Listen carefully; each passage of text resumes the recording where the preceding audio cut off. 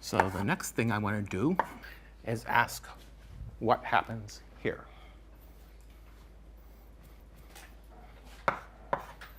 We apply H. We apply H to both of these, and a control knot, and then another Hadamard to each of them. What is this? Let's see. So this is one of the nicest identities that we'll see in quantum computing.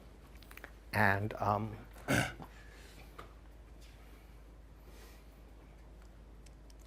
let's see. Well, I don't know any good, easy way to see this. Do you, Ike? I like to do it in block matrix form. Mm-hmm. Okay. Well, so what I was going to do is just, say what happens when you input each of the, put in some input. So suppose you put in 0, 0 here. What would you get? You get here, you get 0, 0 plus 0, 1 plus 1, 0 plus 1, 1. Now, the control knot takes the first qubit and XORs it with a second qubit. So you get 0, 0, 0, 1, 1, 0, 1, 1 here. And they're all pluses because these were all pluses. And now, actually, maybe I should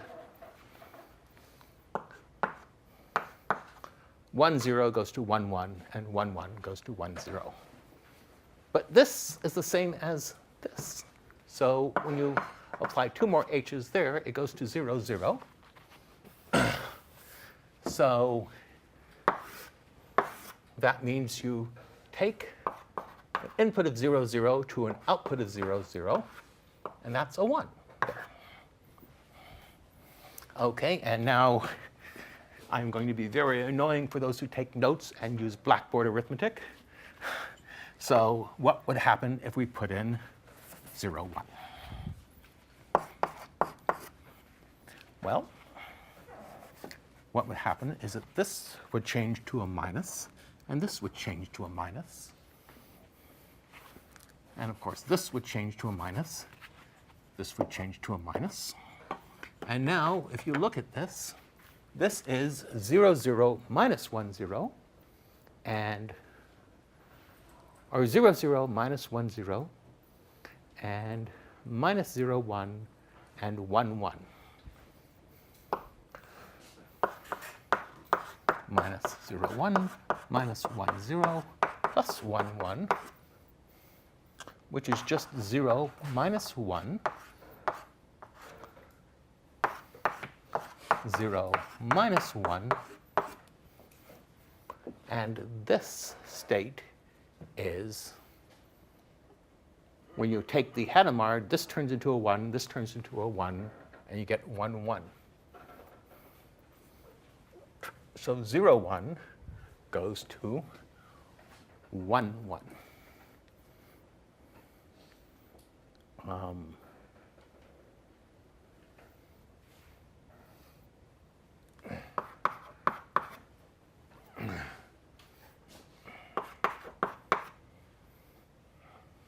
So you stick 0, 1 in, you get 1, 1 out, and that's this guy.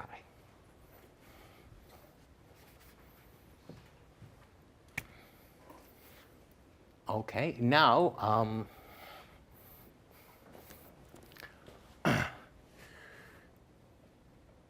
well, I want to say this is completely symmetric. So if we'd stuck a 1, 1 in, we would have gotten a 0, 1 out, because you flip this circuit right to left, you get the same thing. So if you have an input that leads to some output, then the output has to lead back to the input. So, but we can also check that with plus. So this is a minus. This is a plus. Oh, wait. Yeah. And 0, 0, minus 0, 1, 1, 0, minus 1, 1, that is 0, 1 when you undo the Hadamard. So this is right. And then, of course, this last thing has to be a 1 here. Well, actually, it doesn't. I suppose it might have been a minus 1, but we can check that too. 0, 0, 0, 1. So this last thing is 1, 0. So that means 0 minus 1 here. This is a minus. Plus. This is a minus. This is a minus. This is a plus. So we have 0, 0, plus 0, 1, minus 1, 0, minus 1 here. 0, 0, plus 0, 1, minus 1, 0, minus 1, 1 here. This is the same state as that. So we get that. 1, 0, 1, 0. So what does this do? Well, if the second, I want to say, if the second element is a 0, it leaves the first bit alone. If the second bit is a 1, it flips the first bit because 1, 1 goes to 1, 0, and 1, 0 goes to 1, 1. So what does that mean? Well, that means this is a control NOT gate going the other way. This takes the first qubit and XORs it into the second qubit. And if you, well, either if you change basis to plus minus, or if you put a Hadamard on both ends, this takes the second qubit and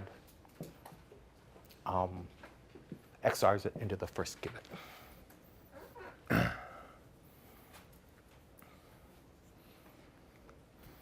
So this is actually an example of a fundamental phenomenon in quantum mechanics that if A does something to B, then B does something to A. So it's called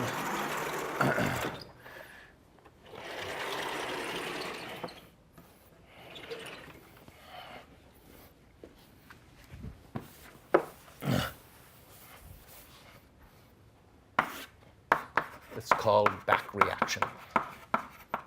Back action. Back action, right. Back action.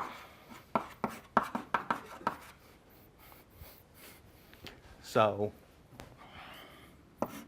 if A affects B,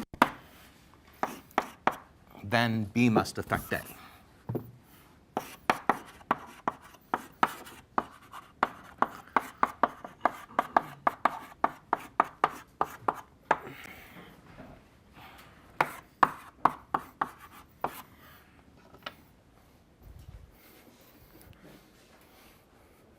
So I don't think we'll explain this much in this class, except we'll probably see some more instances of this, but this is a general phenomenon in quantum mechanics.